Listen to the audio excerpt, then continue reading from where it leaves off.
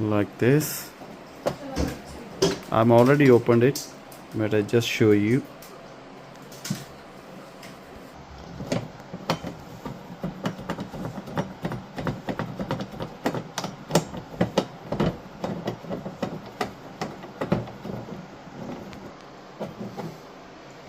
Remove this one, the stand.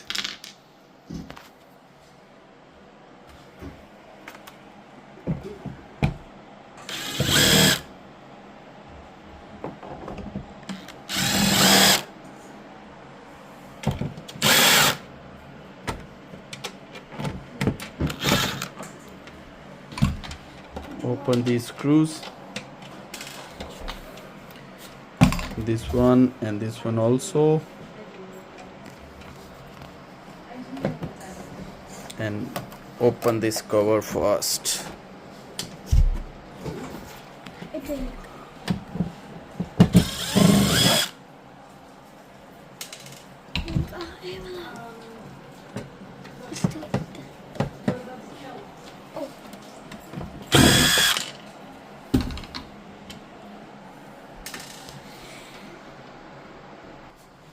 Completely all screws open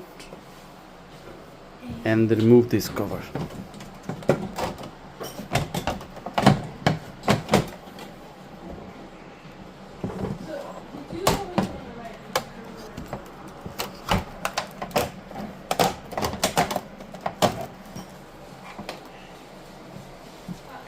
And this is your motherboard and inbuilt power supply. So you can check first your power supply. Basically this is this problem related with the power supply. So you can see here this capacitor is gone